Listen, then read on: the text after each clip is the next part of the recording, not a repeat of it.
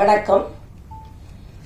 முதல்ல நமது ராஜா அண்ணனை மிகவும் பாராட்டுகிறேன். ஏன்னா எங்களோடு அரசியல் பயணித்துக் கொண்டிருந்தவர் இன்று திரைத்துறையில் பயணிக்கிறார். திரைத்துறையில பயணித்தவங்க எல்லாம் அரசியலுக்கு வரும்போது அரசியலை சார்ந்தவர்கள் எல்லாம் திரைத்துறைக்கு வர வேண்டிய ஒரு சூழ்நிலை ஏற்படுகிறது என்பதை மரியாதைக்குரிய ராஜா அவர்கள் இதை தயாரித்ததும் டைரக்ட் செய்ததும் தானே. இப்ப என் கணவர் டாக்டர் சவுந்தரராஜன் பேசிட்டு என்று சொன்னாங்க, அவரை பத்தி தனியா சொல்லணும்னு நினைச்சிருந்தேன்.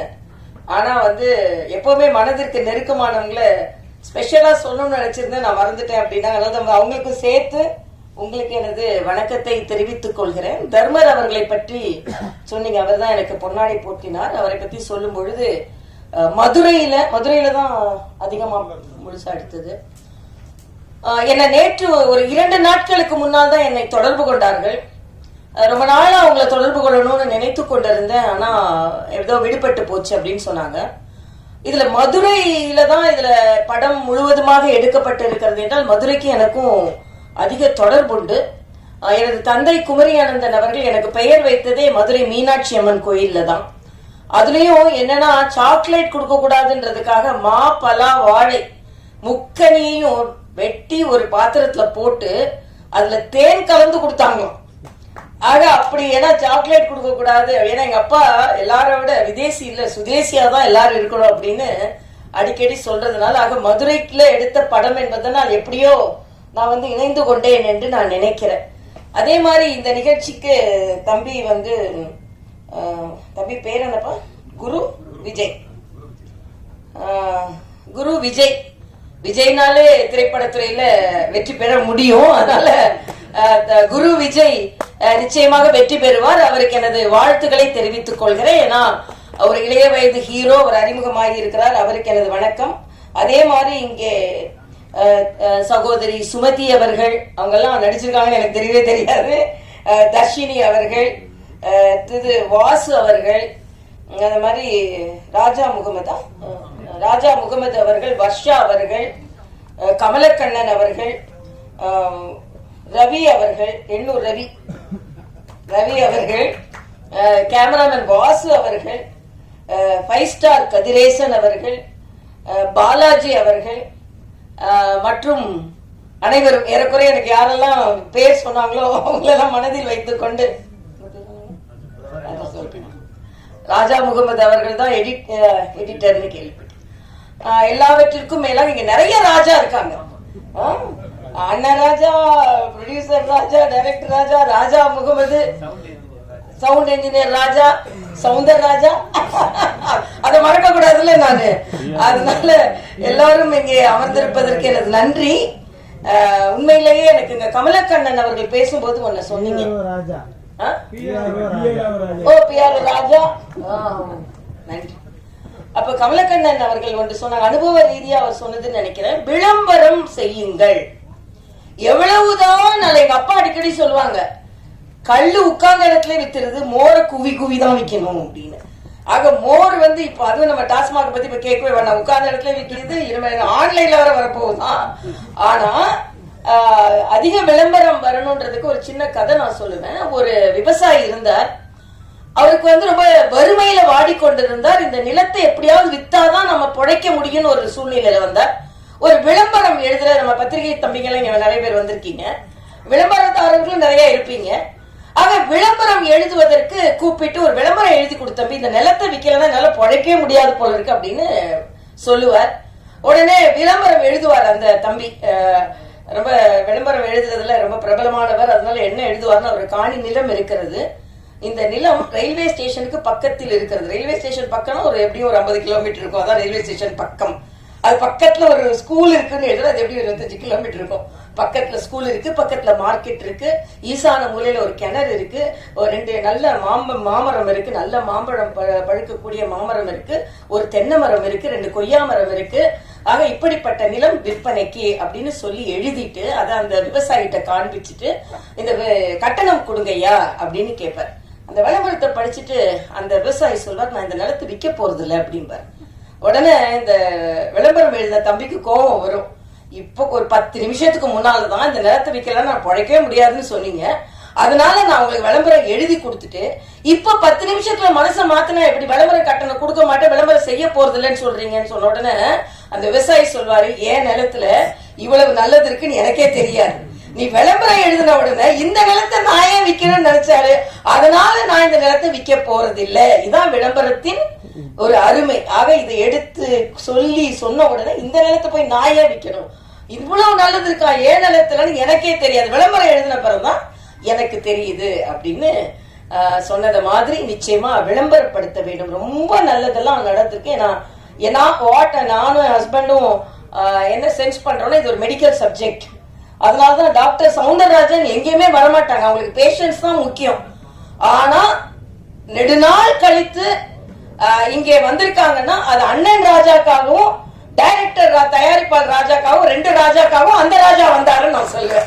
ஏன்னா அவங்க சாதாரணமா பேஷண்ட்ஸ் பாக்குறதுலதான் அவங்க அதிக கவனம் செலுத்துவாங்க. அதுவும் நான் அடிக்கடி சொல்ற கிட்னிஸ் எல்லாம் வந்து ரொம்ப ஆரவாரம் இல்லாத, எனக்கு நேர் ஆப்போசிட் டாக்டர், ஹார்ட்ல படப்படப்படன்னு அடிச்சுட்டு இருக்கோம், கிட்னி அமைதியா வேலை செஞ்சுட்டு இருக்கோம். அது மாதிரி அமைதியாக பல நோயாளிகளை காப்பாற்றியவர்கள் அவர்கள். அதனால இங்க அவர் இந்த ராஜா அவர்கள் 2 ராஜா வர்றதுனால இங்க வரணும்னு நான் நினைச்சேன். ஆனா அது மெடிக்கல் சப்ஜெக்ட் உடனே அவங்களுக்கும் மகிழ்ச்சி எனக்கும் மகிழ்ச்சி. ஏன்னா நான் அடிக்கடி ஒன்று சொல்வது உண்டு, இந்த டிமானிட்டைசேஷன் அவங்க நம்ம பிரதமர் அவர்கள் அறிமுகப்படுத்தினாங்க. உடனே சில அரசியல்வாதிகள் அண்ணன் சீமான்ட்ட கேட்டாங்க, இதெல்லாம் இப்படி எல்லாம் எனக்கு சாப்பிட கூட காசு இல்லை, இப்படி எல்லாம் பண்ணா எப்படி அப்படின்னு. அண்ணன் திருமாவளவன்ட்ட கேட்கும் போது இதெல்லாம் எப்படி, நாளைக்கு கூட எனக்கு சாப்பிடுறதுக்கு காசு இல்லை, நான் என்ன பண்ண போறேன் அப்படின்னு நிறைய கருத்துக்கள் சொல்லியிருந்தாங்க. ஏன்ட்டு வந்து கேட்டாங்க. ஆனா நான் சொன்னேன் எனக்கு ஒன்றும் பிரச்சனை இல்லையே அப்படின்னு. உங்களுக்கு பிரச்சனை இல்லையா, உங்களுக்கு எல்லாம் முதல்ல தெரியுமா அப்படின்னாங்க. நான் உங்களுக்கு எல்லாத்துக்கும் 8ஆம் தேதி தெரியுமா தான் எங்களுக்கும் தெரியும். ஆனா என்னன்னா என்னோட கோட்டும் ஒயிட்டு என் நோட்டும் ஒயிட்டு, அதனால எனக்கு பிரச்சனையே இல்லை, எனக்கு எங்க டாக்டருக்கு பிரச்சனை, எங்கிட்ட இருக்கிற கொஞ்சம் நெஞ்ச காசும் நாங்க ஒயிட் கோட்ல சம்பாதிச்சது. அதே மாதிரிதான் ராஜா அவர்கள் இங்க வந்து பணத்தை போட்டிருக்கிறாரு, அவரும் ஒயிட் கோட்ல சம்பாதிச்ச ஒயிட் நோட்டு. அதனால எல்லோரும் படத்தை அவர் கமலக்கண்ணன் அவர்கள் சொன்னத மாதிரி முழுவதுமாக தியேட்டர்ல போய் உட்கார்ந்து பார்க்க வேண்டும், செல்லுல பார்த்துட்டு சென்று விடாதீர்கள் என்பது எனது கோரிக்கையாகவும் இருக்கிறது. இன்னும் சொல்ல போனா இதுல வந்து மருத்துவத்துறையில நான் பெருமையா இந்த இடத்திற்கு வந்து நின்று சொல்கிறேன். கரோனா காலத்துல பிபி கிட் போட்டு நான் தான் முதல்ல போனேன்னு அன்றைய முதல்வர்லாம் சொல்லி கொண்டு இருந்தாங்க. இல்ல, முதலில் நிர்வாகத்தில் இருந்து மருத்துவர்களுக்கு உதவி செய்ய வேண்டும் என்று பாதுகாப்பு அதிகாரிகள் அனைவரும் வேண்டாம் என்று சொன்ன பின்பும் பிபி கிட் போட்டு அங்கே மருத்துவமனைக்கு நுழைந்த முதல் நிர்வாகத்தை சார்ந்தவள் நான் என்று நான் உங்களோடு பெருமையாக தெரிவித்துக் கொள்கிறேன். ஏன்னா கரோனா நேரம் அவ்வளவு கொடுமையான காலமாக இருந்தது. தெலுங்கானால ஒரே நேரத்தில் 30 மருத்துவர்கள் பாதிக்கப்பட்டார்கள். டாக்டர் ஸ்ட்ரைக் பண்றாங்க, நாங்க ஏன் பாதிக்கப்பட வேண்டும் என்று. அப்பொழுது மருத்துவர்கள் ஸ்ட்ரைக் பண்ணா நோயாளிகள் எல்லாம் பாதிக்கப்படுவார்கள், அவர்களுக்கு தைரியம் சொல்லணும்ன்றதுக்காக நான் பிபி கிட் போட்டு பாதுகாப்பு அதிகாரிகள் மறுத்த பின்பும் நான் அங்கே சென்றேன். இதுல மரியாதைக்குரிய பாரத பிரதமர் அவர்களை நான் சொல்லியே ஆக வேண்டும். பிபி கிட் சைனால இருந்து வந்த பிபி கிட்னாலதான் 30 டாக்டர்களுக்கு வந்தது. அன்று கரோனா ஆரம்பித்த நேரத்தில் பிபி கிட்டே தயாரிக்காத ஒரு நாட்டில் ஒரே நாளில் 2 லட்சம் பிபி கிட் தயாரிக்கும் அளவிற்கு இந்த நாட்டை முன்னிறுத்தினார் என்றால் இது பாரத பிரதமர் அவர்கள் தான்.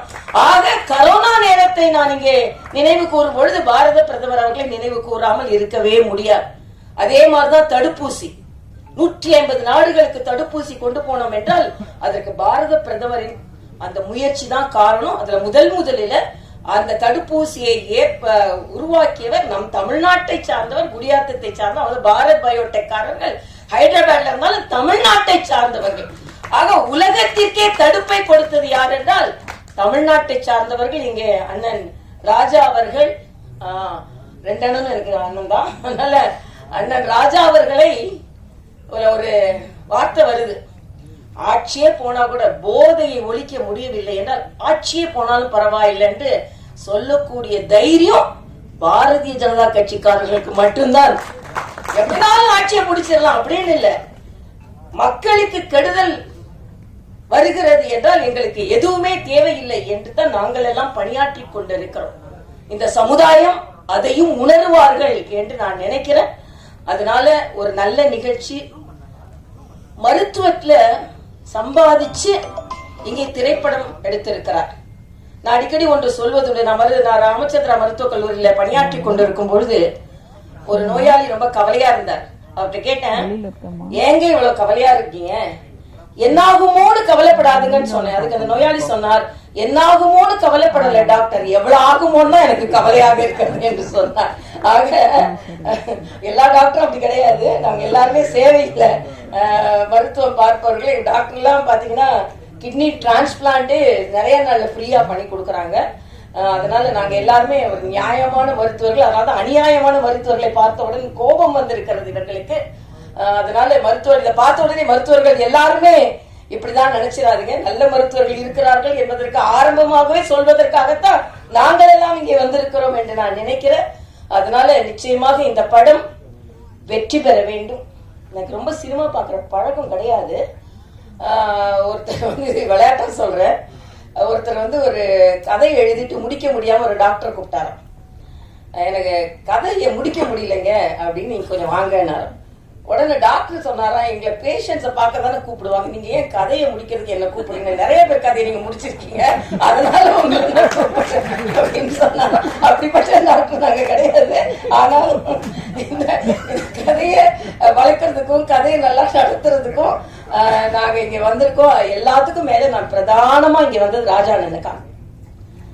ராஜா அண்ணன் நாங்க எல்லாரும் ஒரு ஒரு அரசியல் கட்சியில இருந்து எல்லாரும் எவ்வளவோ லாபகரமாக, அரசியல் என்றாலே அது பட்டத்திற்கும் பதவிற்கும் சம்பாத்தியத்திற்கும் என்று இல்லாமல் கொள்கைக்காக தனது வாழ்நாளில் உரக்க குரல் கொடுத்து கொண்டிருக்கும் தர்ம போராளிக்காக நாங்கள் இங்க வந்தோம் அப்படின்றதுல நான் பெருமை அடைகிறேன். அது மட்டும் இல்ல, டாக்டர் சவுந்தரராஜன் அவர்களை எந்த நிகழ்ச்சிக்கும் நான் கூட்டிட்டு வரமாட்டேன். ஏன்னா நான் ஹோம் மினிஸ்டர்னு சொன்னா ஹோம் மினிஸ்டர் கொஞ்சம் ஸ்ட்ரிக்டா இருந்தாதான் நல்லது. ஆனாலும் அவர்களும் வந்தார்கள் என்றால் உண்மையிலேயே 2 ராஜாக்களுக்கும் நாங்கள் வணக்கம் செலுத்துவதற்காக நான் மறுபடியும் சொல்றேன். எல்லா தமிழ்நாட்டு மக்களுக்கு நான் கேட்டுக்கொள்கிறேன், இந்த படத்தை தியேட்டரில் சென்று பார்த்து நல்லதை நல்லவர்களுக்காக, டூஸ் அண்ட் டோன்ட்ஸ், இது ரொம்ப நல்ல பேரு, செய்யாதே, நல்லதை செய், நல்லது இல்லாததை செய்யாதே என்பதான் வரும்னு நான் நினைக்கிறேன். அப்படிதான் இருக்க முடியும். ஆனா அரசியல்வாதி அப்படி சொல்ல முடியாது. அரசியல்வாதி நல்லதை செய்வாங்கன்னு சொல்ல முடியாது. இல்ல செய் அப்படின்னா எதையோ செய், செய்யாதேனா நல்லதை செய்யாதே அப்படின்னு கூட அரசியல் இருக்கவங்களை எடுத்துக்கொள்ளலாம். ஆனாலும் ஒரு நல்ல திரைப்படத்தை பார்த்ததில் அப்பா அடிக்கடி ஒன்று சொல்லுவாங்க, ஒரு சின்ன ஜோக் மாதிரி சொல்லுவாங்க. இந்த கலப்படம் சொன்னாங்க, அதுல நான் வந்து டயலாக பார்த்து தெரிஞ்சு கொண்டேன். ஏதோ ஒரு மருந்துகளை வைக்கலாம் அவங்க வியாபாரம் செய்கிறார்கள் என்று. அந்த நேரத்துல கலப்பட மருந்துகள் அதிகமாக வந்து கொண்டிருந்த நேரம் ஒரு நோயாளி டாக்டர்கிட்ட போறாரு. டாக்டர் மருந்து எழுதி கொடுக்கறாரு. அதனால எங்க அப்பா அடிக்கடி சொன்ன ஒரு சின்ன இது, அந்த காலத்துல கலப்பட மருந்து வந்து கொண்டிருந்த நேரத்துல டாக்டர்கிட்ட போங்க, ஏனென்றால் டாக்டர் பிழைக்க வேண்டும் அல்லவா. டாக்டர் கொடுத்த மருந்து சீட்டை கொண்டு மருந்து கடைக்காரரிடம் கொடுங்கள், மருந்து கடைக்காரர் பிழைக்க வேண்டும் அல்லவா. மருந்து கடைக்காரர் கொடுக்கின்ற மருந்தை தயவு செய்து சாக்கடையில் கொட்டி விடுங்கள் என்றால் நீங்கள் பிழைக்க வேண்டும் அல்லவா. அது மாதிரி போலிகளை பார்த்தெல்லாம் நாம ரொம்ப எச்சரிக்கையா இருக்க வேண்டிய காலத்துல உண்மையானவர்கள் மேடையில் அமர்ந்திருக்கிறீர்கள். உங்கள் முயற்சி முற்றிலும் வாழ்த்துக்களை நான் தெரிவித்துக் கொள்கிறேன். ஒவ்வொருவரும் முயற்சி, எப்படி மருத்துவர்கள் ஒரு அறுவை சிகிச்சை செய்யும் பொழுது அதுல ஸ்டாஃப் நர்ஸ், மயக்க மருந்து நிபுணர், ward boy, ward technician, doctors, anaesthesiologist, surgeon எல்லாரும் சேர்ந்து ஒரு நோயாளியை பிழைக்க வைப்பதை போல இங்கே தயாரிப்பாளர், டைரக்டர், எடிட்டர், அதே மாதிரி எல்லாரும் பிஆர்ஓ, லைட் பாய், அந்த மாதிரி எல்லாரும் நிறைய எனக்கு டெக்னிக்கலா சொல்றது இல்லை, அவங்க எல்லாரும் சேர்ந்துதான் ஒரு நோயாளியை பிழைக்க வைப்பதை போல ஒரு திரைப்படத்தை உருவாக்குகிறார்கள். அந்த திரைப்படத்தை எல்லோரும் பார்த்து மகிழ்ந்து உங்களுக்கும் லாபமா இருக்கணும், அவங்களுக்கும் லாபமாக இருக்கணும்னு சொல்லி கடந்து வாழ்த்தி விடைபெறுகிறேன். இந்த திரைப்படம் மிகுந்த வெற்றியை பெற வேண்டும். சோதி அவர்கள் சொல்லும்போது சொன்னாங்க, எல்லாரும் வெற்றி விழால வருவோம் என்று இந்த திரைப்படம் வெற்றி விழாவை கொண்டாட வேண்டும் என்று வாழ்த்தி விடைபெறுகிறேன். நன்றி. முன்னாள் ஆளுநர் திருமதி தமிழிசை சவுந்தரராஜன் அவர்களே, டாக்டர் சவுந்தரராஜன் அவர்களே, திரு ராஜசேகர் அவர்களே மற்றும் மேடையில் இருக்கின்ற இந்த படத்தின் மூலமாக கலைஞரானவர்கள் அல்லது ஏற்கனவே கலைத்துறையில் இருப்பவர்கள் அனைவருக்கும் என்னுடைய சிறந்தாழ்ந்த வணக்கத்தை சொல்லி, நீங்கள் பார்த்தீங்கன்னா சரியா 6 மாதம் வந்து எல்லா டாக்டர்களும் இப்போ இன்னைக்கு செக்கப்புக்காக வந்துருங்க. நீங்கள் பார்த்தீங்கன்னா டாக்டர் சொல்கிற முதல் வார்த்தை, இவ்வளவு சீக்கிரம் பெரலிட்டிக் ஸ்ட்ரோக் வந்து ரெக்கவர் ஆனவங்க ரொம்ப ரேர் அப்படின்னு சொன்னாங்க. அதுக்கு வந்து டாக்டர் தமிழிசை சவுந்தரராஜன் அவர்கள் என் கூடவே இருந்தது ஒரு காரணம். வந்து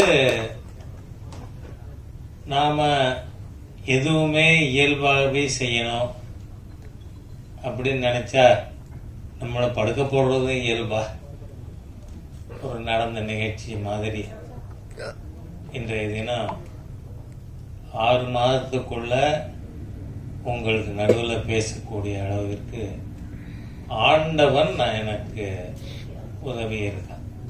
அதை வந்து நம்ம மறுக்கவே முடியாது. இந்த படத்தை பொறுத்தவரை டாக்டர் ராஜசேகர் அவர்கள் ஒரு விஷயத்தை சொல்ல விட்டுட்டார். மேக்கப்பே கிடையாது. இந்த படம் எடுத்ததுல மேக்கப்பே கிடையாது. சாதாரண காஸ்டியூமில் வந்தேன். படம் அவங்க சொன்னதை செஞ்சு கொடுத்துட்டு நாம் வீட்டுக்கு வந்துட்டோம். அந்த அளவிற்கு இந்த படம் பெரிய அளவில் மக்கள்கிட்ட வரவேற்பை பெறுங்கிற நம்பிக்கை எனக்கு இருக்கிறதுக்கு ஒரே காரணம், நாம் இயல்பாக சூழ்நிலைக்கு ஏற்ற மாதிரியாக இந்த படத்தை டாக்டர் ராஜசேகர் அவர்கள், அவருடைய டீம், தம்பி குரு, இவங்க எல்லாருமா சேர்ந்து எடுத்திருக்காங்க. நீங்கள் பார்த்தீங்கன்னு சொன்னால் ஒரு லாப நோக்கில் நீங்கள் லாபங்கிறது எப்போவுமே தி கேபிட்டல் தாஸ் கேபிட்டல் அதை படித்தீங்கன்னா தெரியும். சர்ப்ளஸ் வேல்யூ தியரி அப்படின்னு. அந்த சர்ப்ளஸ் வேல்யூ இல்லைன்னு சொன்னால் அடுத்த இன்வெஸ்ட்மெண்ட்டுக்கு இங்கேருந்து பணம் வரும். அதனால் கம்யூனிஸ்டுகளோட தியரியே கம்யூனிஸ்டுகள் தான் உடைச்சாங்க. அது வந்து இட்ஸ் இம்ப்ராக்டிகபிள் அப்படின்னு சொல்லி அந்த சர்ப்ளஸ் வேல்யூ அது வர முடியாது அப்படின்னு கம்யூனிஸ்ட் நிரூபிக்குது. அந்த மாதிரியா நம்ம நாட்டில் பல்வேறு சம்பவங்கள் நமக்கு ஒரு பாடமாக அமைஞ்சிருக்கு. அதில் இந்த கதை வந்தது கொரோனா சமயத்தில். அந்த சமயத்தில் மக்களுக்கு அந்த ஒர்க்கோட வேல்யூ என்ன அப்படின்னு புரிய வைக்கணும். நீங்கள் பார்த்தீங்கன்னா இந்த படத்தில் ஒரு காட்சி வரும். இதில் பணியாட்களுக்கு 50,000 ரூபா, நர்ஸுகளுக்கு 40,000, டாக்டர் அம்மா போச்சக்கூடாது, டாக்டர்களுக்கு 20,000 போனஸ் கொடுங்க அப்படின்னு. இதில் காரணம் என்ன? 24 மணி நேரமும் உழைச்ச ஒரு கம்யூனிட்டி உண்டுன்னு சொன்னால் அது அந்த சுத்திகரிப்பாளர்கள். அவங்க வந்து அன்னைக்கு ஒரு நாள் ஸ்ட்ரைக் இருந்திருந்தா கூட நாம நாரி போயிருப்போம். அந்த மாதிரியாக இந்த மருத்துவத்துறையின் மூலமா மக்களுக்கு எப்படி போய் அடைய முடியும் என்பதையும், அதுல ஊழல் செய்யறவனை ஆட்சியே போனாலும் ஊழல் செய்யறவனுக்கு எதிராக நடவடிக்கை எடுக்கணும் அப்படிங்கிற தீம் மக்கள்கிட்ட சென்றடைவதற்காக எடுக்கப்பட்ட படம். நிச்சயமா எனக்கு நல்ல நம்பிக்கை இருக்கு.